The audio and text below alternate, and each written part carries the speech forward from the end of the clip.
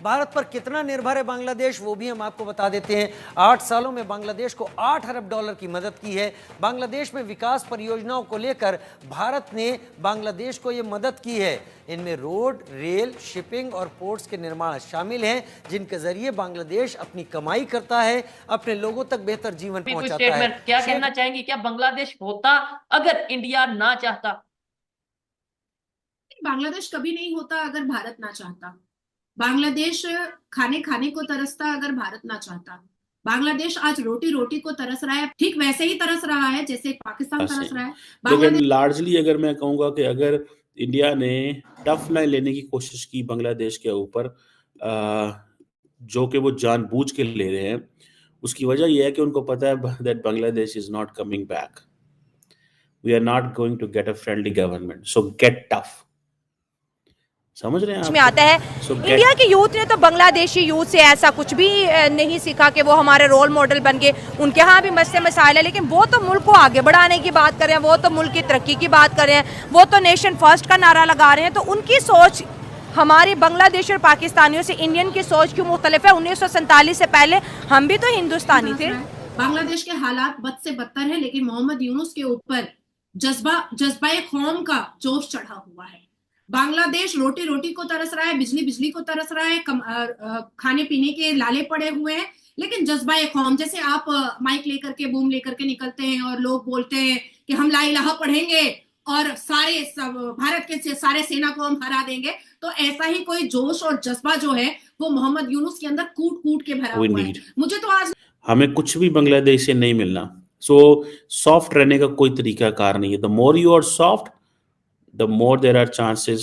हाय दोस्तों, आपका स्वागत है हिंदुस्तानी रिएक्शन न्यूज चैनल पर। दोस्तों, बांग्लादेश को भारत ने अपने तरीके से समझाना स्टार्ट कर दिया है। इससे पाकिस्तानी मीडिया में चीखें निकल गई है। जी हां दोस्तों, जब से बांग्लादेश में स्टूडेंट का प्रोटेस्ट हुआ है, तब से बांग्लादेश की उल्टी गिनती स्टार्ट हो गई है। दोस्तों, बांग्लादेश जो एक समय माना जा रहा था कि साउथ एशिया में कुछ दिनों में बांग्लादेश एक स्टेबल इकोनॉमी वाला देश बन जाएगा, लेकिन दोस्तों इन लोगों को पाकिस्तान जैसा भिखारी कौम बनने का शौक चढ़ा हुआ था। जी हाँ दोस्तों, अब बांग्लादेश में पाकिस्तान जैसा हालात होना स्टार्ट हो गया है। दोस्तों, बांग्लादेश में जीडीपी में बहुत बड़ा गिरावट देखने को मिल रही है, वहीं इन्फ्लेशन रेट भी अपनी आसमान छू रही है। दोस्तों, यही बांग्लादेश शेख हसीना के सरकार में दिन दुगनी और रात चौगनी तरक्की कर रहा था, लेकिन दोस्तों बांग्लादेश के लोगों को डेवलपमेंट पसंद नहीं आता है। दोस्तों, इसी कारण अब इंडियन गवर्नमेंट भी बांग्लादेश के खिलाफ पूरी तरह से एक्शन में दिख रही है। दोस्तों, आपको वीडियो कैसी लगी आप कमेंट सेक्शन में बता सकते हैं। अगर आपको वीडियो अच्छी लगी हो तो प्लीज चैनल को लाइक और सब्सक्राइब जरूर कर दें। दीन इस्लाम वाले हैं,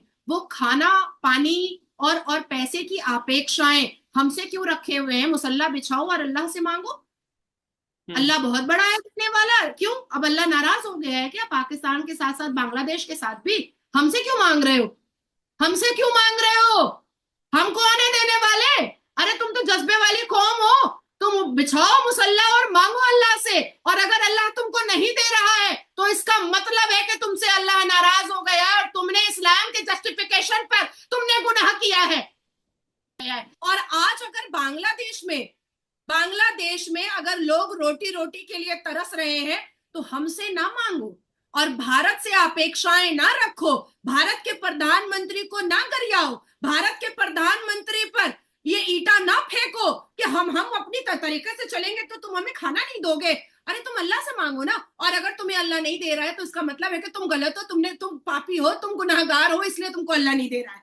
लेकिन नादिया जी, ये तो बांग्लादेश और पाकिस्तान की आपने बात की ना कि इनकी स्ट्रेटेजी, इनकी पॉलिसीज ऐसे हैं। खासतौर पे अगर पाकिस्तान की तो बहुत टाइम से ट्रेड बंद है, या मतलब कभी चलती है थोड़ी, कभी बंद होती है। पाकिस्तान इंडिया का तो चलता रहता है। लेकिन अगर बांग्लादेश की बात करें तो Indian prime minister Narendra Modi की ये स्टेटमेंट है, स्टेटमेंट नहीं बल्कि उनका ये कहना है कि मेरा ये यकीन है कि वन वर्ल्ड, वन अर्थ और वन फैमिली। तो मतलब फैमिली में भी नाराजगियां तो चलती हैं या कुछ ऐसे इश्यूज चलते हैं, तो इसका ये मतलब तो नहीं। मैं आपकी फैमिली में जब नाराजगी होती है तो आप अपने भाई बहन को काटने और मारने और रेप करने लगते हैं क्या? नहीं, ऐसा नहीं होता। नाराजगी का मतलब ये होता है किसी चीज पे आप एग्री नहीं कर पा रहे हैं, नाराजगी कहा जाता है शोएब। ये जो मोहम्मद यूनुस के नेतृत्व में हिंदुओं के साथ हो रहा है, इसको साधारण नाराजगी कहा जाता है। नाराजगी ट्रीटी में हो सकती है, नाराजगी बायलैटरल रिलेशन में हो सकती है, नाराजगी किसी कॉन्ट्रैक्ट में हो सकती है, नाराजगी किसी बातचीत में हो सकती है, नाराजगी खैरियत और खरसल्ले में हो सकती है, नाराजगी तहजीब व तमद्दन में हो सकती है, लेकिन नाराजगी रेप करने को नाराजगी नहीं कहते। 6 साल की बच्ची का सलवार उतारने को नाराजगी नहीं कहते। हिंदुओं की भगवान की प्रतिमा को तोड़ने को नाराजगी नहीं कहते। संत और महंत को पीट पीट करके, कूट कूट करके उसको आईसीयू में एडमिट करने को नाराजगी नहीं कहते। और 15 मिनट की बात नहीं है, 5 मिनट में बांग्लादेश के मुसलमान और 2 फुटिया 4 फुटिया मौलाना का वो हाल करेंगे कि छठी का दूध याद दिला देंगे। लेकिन वहां पर 7.3% हमारे सनातनी हिंदू है और हमारी जिम्मेदारी है उन हिंदुओं को बचाने की, हमारी जिम्मेदारी है उनको सुरक्षित रखने की, हमारी जिम्मेदारी है उनकी सेफ्टी और सिक्योरिटी की, हमारी जिम्मेदारी है कि वहां पर हिंद देश बने। और ये लोग जो मरना चाहते हैं, जो कटना चाहते हैं, वो कटे। आज पाकिस्तान में ना शिया सही से रह सकता है, ना देवबंदी सही से रह सकता है, ना वहाबी सुकून से रह सकता है, ना बरेलवी सुकून से रह सकता है। उसी तरीके से बांग्लादेश में भी वही होगा और कुछ नहीं होगा। नादिया जी, आपने ये बोला कि हमारी जिम्मेदारी है, मतलब हम चाहें तो 5 मिनट में बांग्लादेश को ये सब कर सकते हैं, लेकिन वहां पे हिंदू कम्युनिटी है या वहां पे वो लोग हैं जिनका कोई कसूर नहीं है, जिसकी वजह से हम मतलब उन्हें महफूज करना हमारी जिम्मेदारी है। तो स्टेटमेंट्स बहुत से इंडिया के पॉलिटिशियंस ने भी दी। इवन मैं वीडियोस देख रहा था कि इंडियन पॉलिटिशियंस कुछ बॉर्डर पे जा पहुंचे थे पब्लिक के साथ और मतलब उस तरीके से प्रोटेस्ट करते नजर आ रहे थे। लेकिन प्रैक्टिकली गवर्नमेंट लेवल पे आपकी तरफ से यानी इंडिया की तरफ से क्या ऐसा एक्शन लिया गया कि बांग्लादेश में जो मिनोरिटीज के साथ हो रहा है वो फिलहाल फोर रोका जाए? नो डाउट आपके लोग, इंडियन गवर्नमेंट के लोग वहां पे गए, लेकिन क्या उससे कुछ फर्क पड़ा, कोई असर हुआ या प्रेशर पड़ा बांग्लादेश के ऊपर कि हाँ भाई अब बस इस काम को रोक दें, ये अदरवाइज हमारा नुकसान है? देखिए, जिस तरीके से म्यांमार की आर्मी जो है, अराकान आर्मी ऑलरेडी वहां पर डिप्लॉय हो चुकी है। मैं भी पश्चिम बंगाल में बैठी हूँ, 4 दिन से मैं पश्चिम बंगाल में हूँ। यहाँ पर फोर्ट विलियम के जो सबसे बड़े जो कमांड है और हमारा हर एक आर्मी ऑफिसर का एक इमरजेंसी वगैरह का कुछ एक तरीका होता है, तो वो सारी चीजें बिल्कुल सेटअप हो चुकी है। And I can explain you, वो भी मैं आपको एक्सप्लेन कर सकती हूँ बिकॉज मैंने बहुत अच्छे से उसको स्टडी करके रखा है। एक तरफ इंडियन मिलिट्री और दूसरी तरफ अराकान आर्मी। अब बांग्लादेश दोनों तरफ से फंस चुका है। भारत ने बांग्लादेश के गिर्द शिकंजा कसना शुरू कर दिया है और बांग्लादेश की हरकतों को कंट्रोल करने के लिए अब इंडिया ने एक बहुत बड़ा कदम उठाया है।